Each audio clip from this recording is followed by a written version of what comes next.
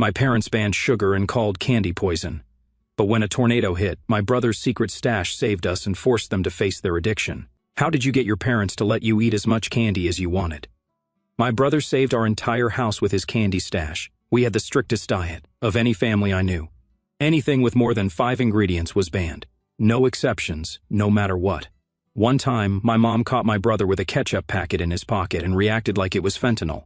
Soon, we were banned from every school trip or play date because my parents couldn't control what we ate there.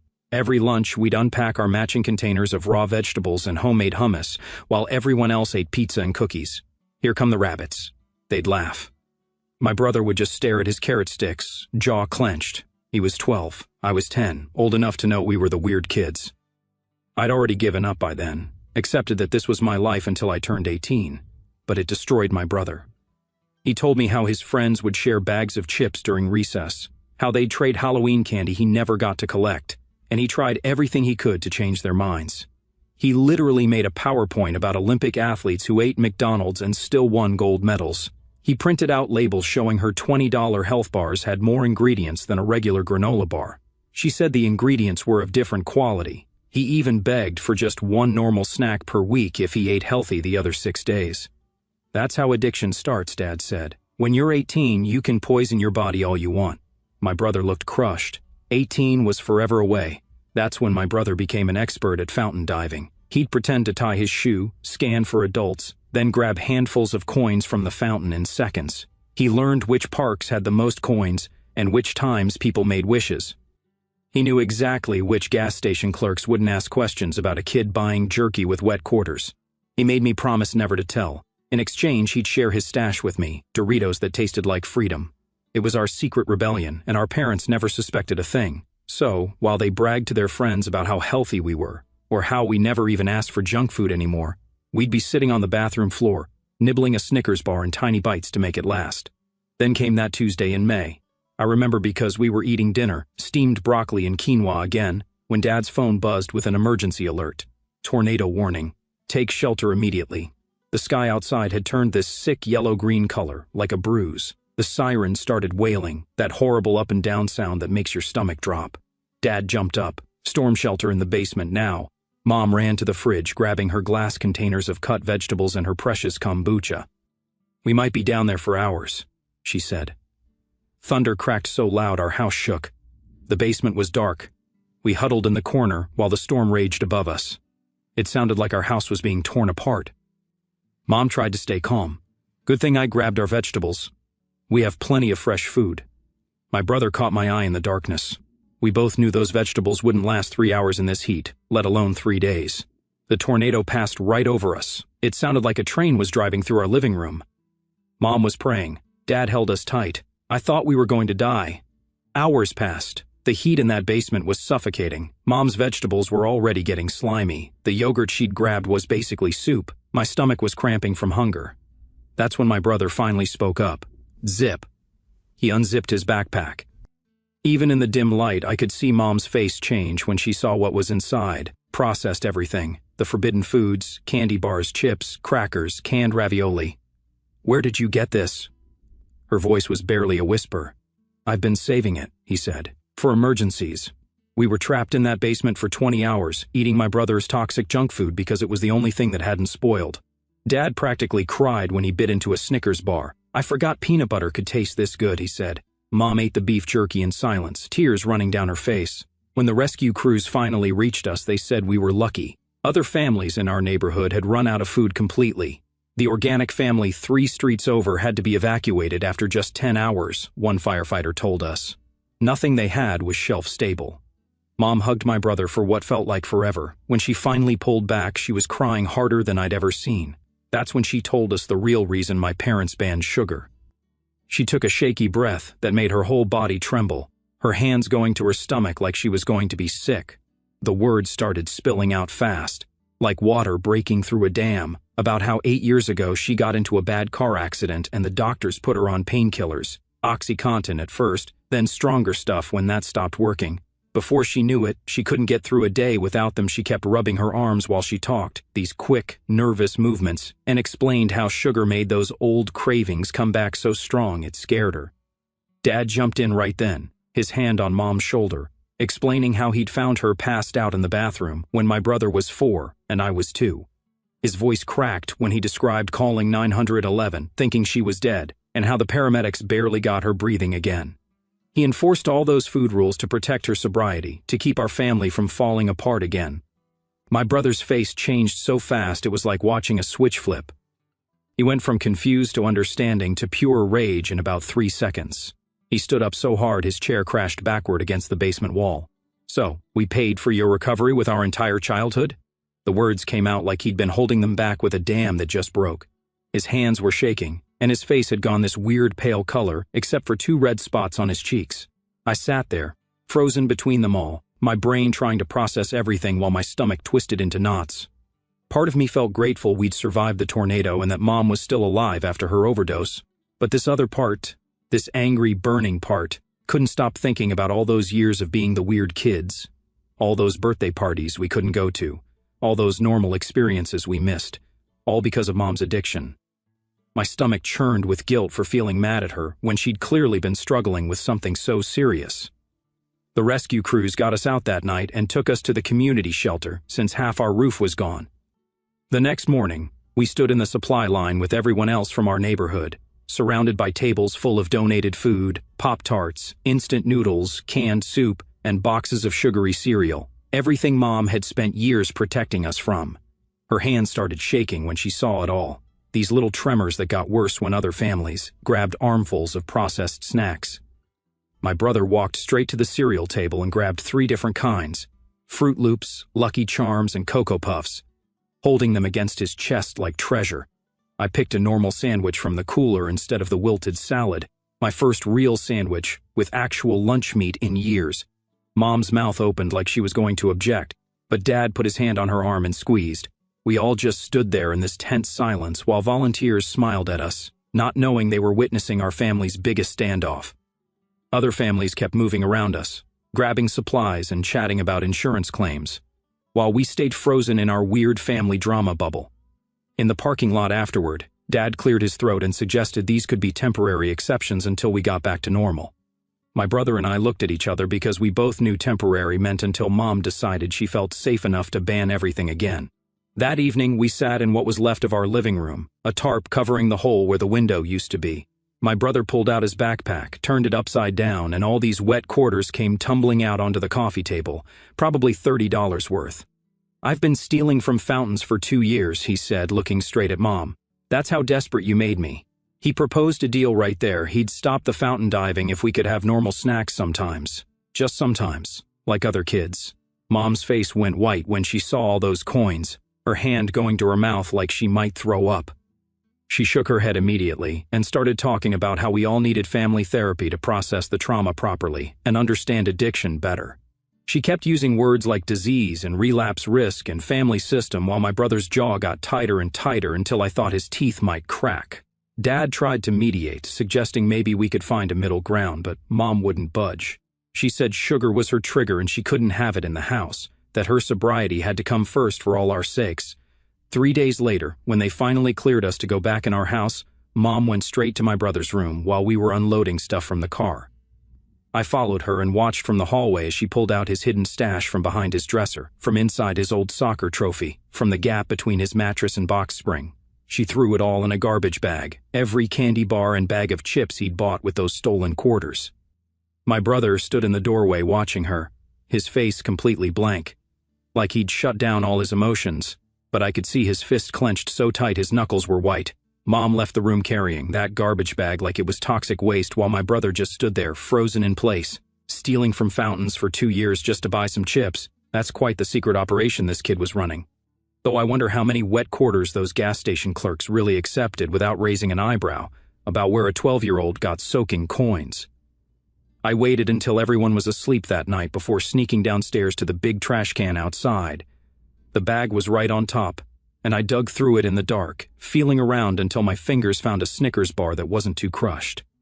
I stuffed it in my pajama pocket and crept back upstairs, my heart pounding so hard I thought it would wake everyone up. In my room, I wrapped the candy bar in an old sock and hid it in the back of my drawer behind my winter clothes. Just having it there made me feel like I had some control back, like I was picking a side in this crazy war our family had become. School started the next week, and lunch was even worse than before because now everyone knew about the tornado. Kids whispered about how we survived on junk food while our organic vegetables rotted. They still called us rabbits, but with this weird respect mixed in. Some kid asked if we were allowed to eat normal food now, and I just stared at my carrot sticks without answering. 3 days into school, the counselor pulled me aside after she saw me stuffing crackers from the cafeteria into my pockets. She took me to her office with its motivational posters and asked how things were at home, her voice all gentle and concerned. I was so tired of keeping secrets that I almost told her everything, but instead, I just shrugged and said we were fine. She gave me a pamphlet about family counseling that talked about finding balance between safety and letting kids be kids. She said it might help everyone communicate better. I actually felt this tiny bit of hope that maybe someone could fix our mess. When I showed Dad the pamphlet that night, his face got all tight and he said we didn't need strangers telling us how to raise our kids. But his voice sounded more scared than mad. That weekend we went to the gas station for gas, and my brother walked right up to the chip aisle while Mom was still in the car. He grabbed a bag of Doritos and paid for it with his own money right in front of her through the window. Mom started shaking and crying and couldn't breathe properly, gasping for air while Dad rubbed her back and told her it would be okay. My brother just stood outside eating his chips one by one, staring straight ahead like he couldn't even see her panic attack happening. That evening, Mom said she was going to a recovery meeting and asked if we wanted to come listen to understand what she was dealing with. My brother said no way at first, but I convinced him we should at least know what was going on with her. We sat on metal folding chairs in a church basement while strangers talked about cross-addiction and how one thing leads to another. This woman talked about how her kid's Halloween candy made her want to drink, and Mom was nodding along with tears running down her face. One man said his family had to lock up the vanilla extract because the alcohol content triggered him. Another woman said she couldn't even walk past the wine aisle at the grocery store without her hands shaking. In the parking lot afterward, my brother looked Mom straight in the eye and told her he wasn't responsible for her recovery. He said he was 12 years old and shouldn't have to manage her problems, and she just stood there crying harder. Later that night, after Mom went to bed, Dad sat at the kitchen table with his head in his hands, looking smaller than I'd ever seen him. He told us he'd been using the food rules to control his anxiety about Mom relapsing and what the neighbors would think if she did. He said every time we ate sugar, he imagined Mom drunk again, and it made him panic, so he just banned everything to feel safe. His voice was shaking when he admitted he didn't know how to protect us and manage her recovery at the same time. He said he was drowning, trying to keep everything perfect so nobody would know how broken we really were. My brother asked him point blank if he even cared that we were miserable. Dad started crying, saying, "Of course I cared, but I was so scared of losing everything again." The next morning, Mom came downstairs and said she'd been thinking all night about what my brother said at the meeting. She pulled out a notebook where she'd written down all her fears about us eating sugar and how each one connected to her drinking. She showed us how she'd convinced herself that controlling our food would keep her sober, like if she could manage our diet, she could manage her addiction. She said she needed to find her own recovery without making it our responsibility, but she didn't know how to start. My brother pulled out his phone and showed her a Reddit thread about kids of addicts and how they felt growing up. Mom read story after story about kids who had to hide normal behaviors and felt guilty for existing, her face getting paler with each one. She kept saying she never meant for this to happen, that she just wanted to protect us from her mistakes. Monday morning changed everything when the phone rang during breakfast, and Mom picked it up with her usual cheerful voice that dropped immediately when she heard who was calling. It was Janice from the support group, and she was telling Mom that security at the park had reported seeing a kid diving into the fountain for coins multiple times over the past few months, and they'd finally gotten a clear photo from the cameras. Mom's hand started shaking as she held the phone, and Dad grabbed it from her to hear what Janice was saying while my brother and I sat frozen at the table, knowing exactly what this was about. The fear in their eyes when they turned to look at my brother wasn't anger but something worse, like they were seeing him for the first time as someone they didn't know. That evening, after a silent dinner, Dad went straight to my brother's room and started searching through everything while we all watched from the doorway. He pulled out the backpack from under the bed and unzipped it slowly, like he was defusing a bomb. Inside were these detailed, hand-drawn maps of every fountain in town, with notes about which ones had the most coins and what times were best for collecting them without getting caught. There were lists of which gas stations didn't check IDs and which vending machines gave the most snacks for the least money. Pages and pages of planning that must have taken months to create, all in my brother's neat handwriting with different, colored pens for different categories. Mom picked up one of the maps and traced her finger over the routes he'd marked from our house to each fountain and back again. Dad found a notebook with dates and amounts showing my brother had been doing this for almost a year, keeping track of every penny he collected and what he spent it on. The scope of it left them completely speechless, just standing there holding all this evidence of how desperate their son had been to eat normal food. My brother finally broke down, sobbing harder than I'd ever seen him cry before, saying he was just so hungry all the time and so tired of being the weird kid who couldn't eat what everyone else ate. "I wanted to eat lunch without everyone staring," he cried, his whole body shaking as he told them about watching other kids trade snacks and share candy while he sat alone with his vegetables. Even Dad started crying then, which I'd never seen before, as my brother kept talking about how he felt like a prisoner in his own house and how he just wanted to be normal for once. Later that week, we all sat in Janice's office for our first family meeting, and she had this calm way of talking that made everyone relax a little bit. She worked out a trial system with us where we'd have a small snack allowance each week and clear rules about where we could store things so Mom wouldn't have to see them if it was too hard for her. Everyone looked exhausted from all the crying and talking but willing to try, even though Mom kept wringing her hands and picking at her cuticles the whole time. Janice wrote everything down on a big whiteboard so we could all see the new rules clearly. Mom took a picture of it with her phone, like she needed proof this was really happening. Our first grocery trip with the new rules was absolute torture.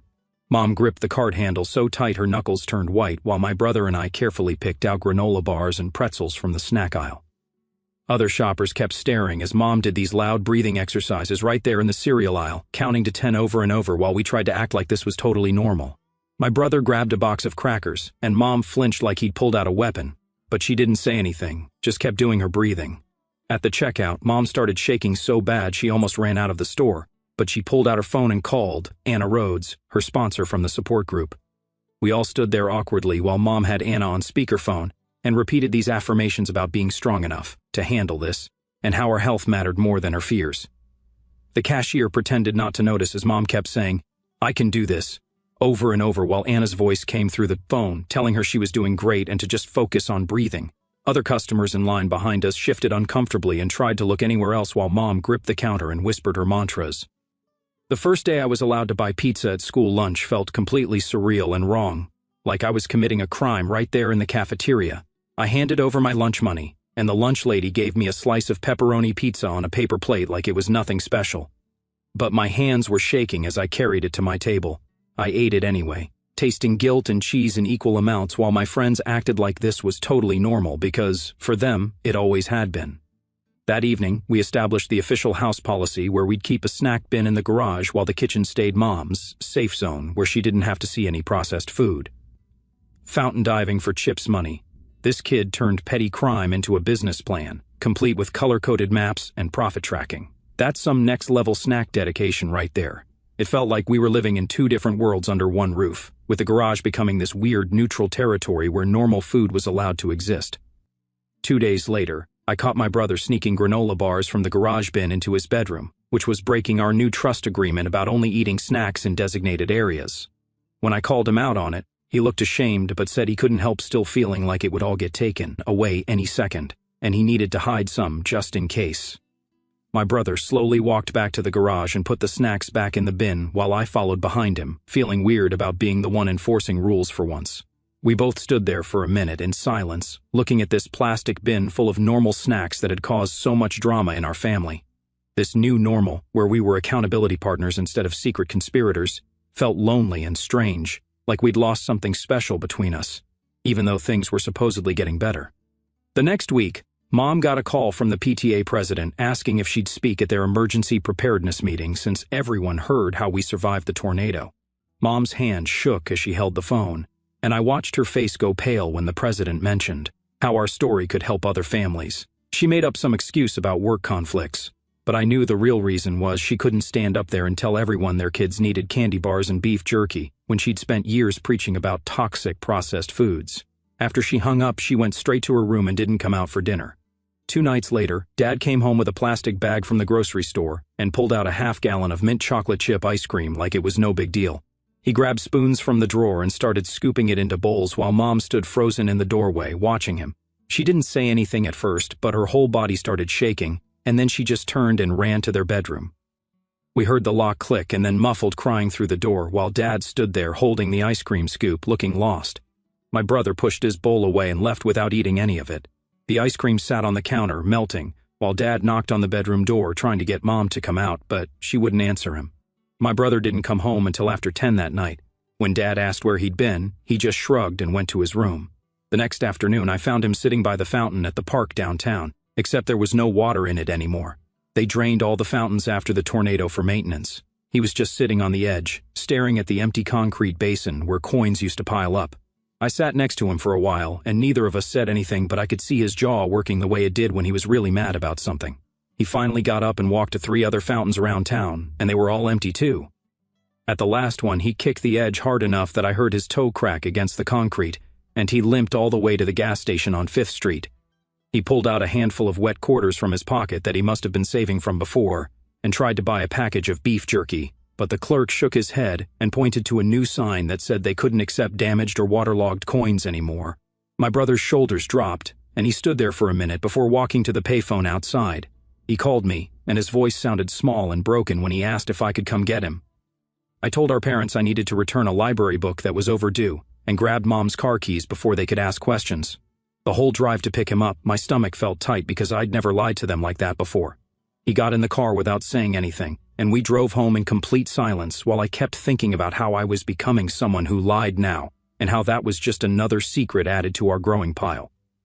The next morning at breakfast, Dad was checking something on his phone, and his face went dark. He turned the screen toward us, showing the tracking app with my location history from yesterday, including the stop at the gas station on 5th Street. Mom's fork clattered onto her plate, and they both stared at us with this look of complete betrayal that made my chest hurt. Neither of them yelled, but somehow their quiet disappointment felt worse than any punishment they could have given us. They called Janice for an emergency session that afternoon, and we all sat in her office while she drew 2 columns on a whiteboard labeled Can Control and Cannot Control. She made us each write things in the columns. Mom's hand shook as she wrote my recovery under Can Control, and then stood there for a long time before finally writing my kids' food choices under Cannot. My brother wrote what I eat under Can Control, but didn't write anything in the other column. Dad wrote trying to help under Can Control and making it worse under Cannot, which made Mom start crying again. I wrote telling the truth under Can Control, even though I had just lied yesterday. That Friday, my brother went crazy at lunch and ate 3 slices of pizza and 2 ice cream sandwiches, which I'd never seen him do before. In 5th period, he threw up all over his desk, and the nurse had to call Mom to come pick him up. She had to leave her important work meeting. When she got to the school, my brother was sitting in the nurse's office, looking green and miserable. The car ride home was quiet, except for my brother groaning every time we hit a bump. Mom didn't lecture him or say, "I told you so." She just handed him tissues and a plastic bag and drove extra carefully around the turns. When we got home, she helped him to his room and brought him water and crackers without saying anything about the junk food. That weekend, Dad knocked on my brother's door and asked if he wanted to learn how to make some food he actually liked that wouldn't make him feel sick. They spent 3 hours in the kitchen making turkey burgers from scratch, and Dad let him pick all the seasonings and toppings himself. My brother actually smiled when he took his first bite of the burger he'd made with his own hands. After dinner that night, I walked into the kitchen while my parents were doing dishes and pulled out the Milky Way I'd been hiding in my drawer since the tornado. Mom's hand stopped moving in the soapy water, and Dad set down the plate he was drying. I held it out to them and asked if I should put it in the garage bin with the other emergency stuff. They looked at each other for a second, and Mom just nodded and said to add it to the collection. No lecture, no disappointment, just a simple request to put it where it belonged. The next morning, we all sat at the kitchen table with a notebook, and Dad wrote house food rules at the top in his neat handwriting. Mom suggested an 80-20 approach where most meals would be healthy, but we could have normal snacks sometimes. My brother asked for a snack budget each week, and Dad wrote that down too. We agreed on keeping the garage bin stocked for emergencies, and Mom taped her meeting schedule to the fridge so we'd know when she needed extra support. It wasn't perfect, but at least we had actual rules now instead of constantly guessing what was allowed. Later that week, I watched my brother pull out his old fountain diving map from under his bed. The paper was worn from being folded so many times and had water stains from all those wet quarters. He smoothed it out on his desk and studied all the marks he'd made, showing which fountains had the most coins and which times were best for collecting. Then he folded it carefully along the same creases and put it in his desk drawer instead of throwing it away. He caught me watching and just shrugged and said, "We might need it someday." 3 weeks later, Mom came home from work looking shaky and pale. She went straight to her room, and I heard her on the phone with Anna for almost an hour. Dad made dinner that night, just simple pasta with tomato sauce, and we ate quietly while Mom pushed food around her plate. Later, Dad told us someone had brought donuts to Mom's office party, and she'd had to step outside and call her sponsor to get through it. She'd stayed sober, but it had been really hard for her. 2 months after the tornado, I was sitting in my room doing homework when I realized how different everything felt. We weren't sneaking food anymore, but we also weren't totally free either. Every meal, every snack, every grocery trip had this weird tension underneath it. Mom would watch us eat sometimes, not saying anything but clearly thinking about something. Dad would check labels obsessively, even on foods we'd already approved. My brother and I had stopped hiding candy, but we also didn't ask for it much because we could feel how hard our parents were trying. School got easier, though, when my brother started carrying granola bars and fruit snacks in his backpack without hiding them. Kids stopped calling us rabbits as much when they saw us eating normal snacks at lunch. We weren't the complete weirdos anymore, just the kids with the health-conscious parents. Normal felt different now, but at least we could fit in with other kids without them making fun of our carrot sticks. Mom started going to a special support group on Wednesday nights for parents in recovery. She'd come home with worksheets about boundaries and triggers and healthy family dynamics. One night, she showed us a paper about letting kids make age-appropriate choices, and she actually tried to follow what it said. She stopped checking our backpacks every day and let us pick our own snacks from the approved list without asking permission first. Dad started therapy too, going every Thursday after work to deal with what he called his anxiety about Mom's recovery. What's Mom really running from when she locks herself in that bedroom? The ice cream, or the fact that her whole belief system cracked open like those empty fountains? He stopped doing his nightly backpack checks, though I'd still catch him glancing at our bags sometimes when he thought we weren't looking. The therapist gave him exercises about trust and letting go of control. He'd practice them at dinner, taking deep breaths when Mom got quiet or when we asked for seconds of dessert. Progress looked like him not asking us 20 questions about what we ate at school anymore. Then my brother got invited to a birthday party at the pizza place downtown, and our parents actually let him go alone. Well, not totally alone since other parents would be there, but without them watching his every move. He texted them pictures throughout the party, showing him eating pizza and cake like a normal kid. Mom checked her phone constantly during those 3 hours, but she didn't call him once.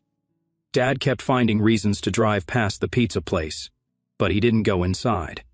When my brother got home, they just asked if he had fun instead of grilling him about what he ate.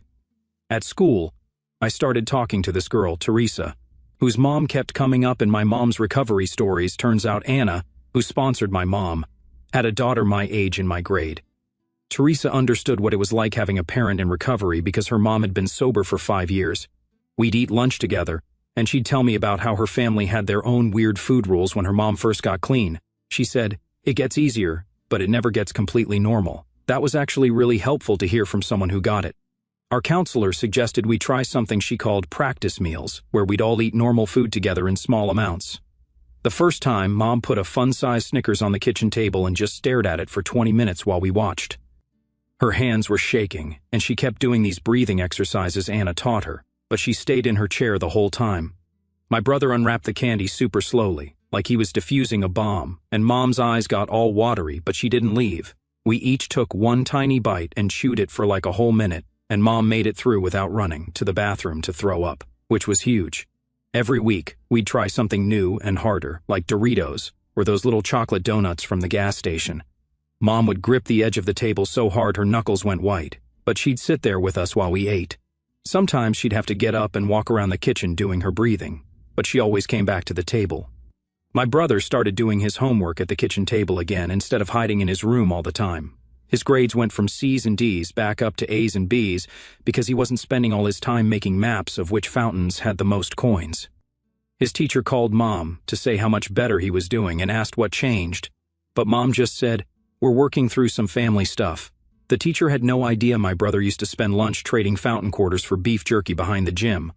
We came up with this system where Mom would put a red magnet on the fridge when she was having a hard day with cravings. Those days, we'd take our snacks to our rooms without arguing or trying to eat them in front of her. It actually worked pretty well because Mom felt like she had some control, and we didn't feel like we had to sneak around anymore. Some days there'd be no magnet, and we could eat chips on the couch while watching TV. Other days, the magnet would be up for a whole week. 6 months after the tornado, they had this big neighborhood potluck to celebrate everyone rebuilding their houses. Mom brought her vegetable tray because, of course, she did. But when Mrs. Peterson offered us her famous mac and cheese, Mom didn't freak out. She watched us eat 3 helpings of casserole and 2 pieces of chocolate cake and only did her breathing exercises twice.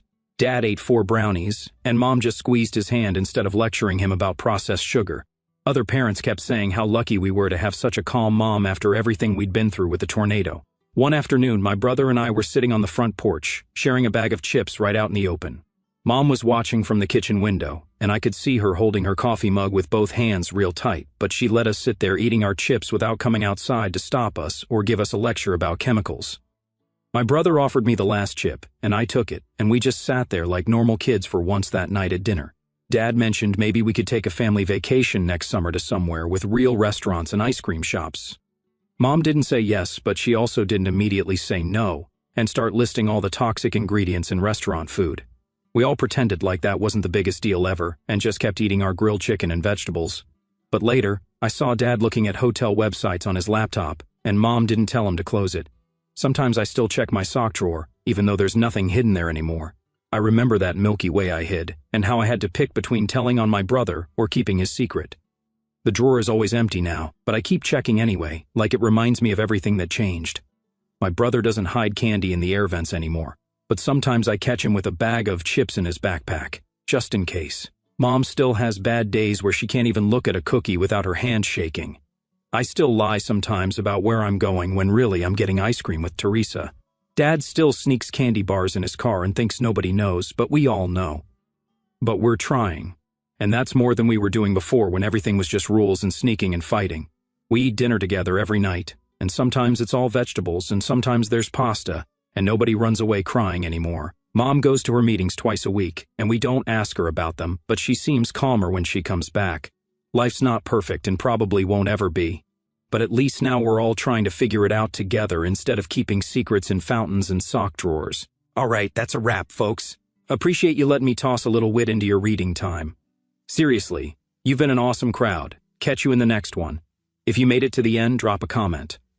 I love reading all your comments.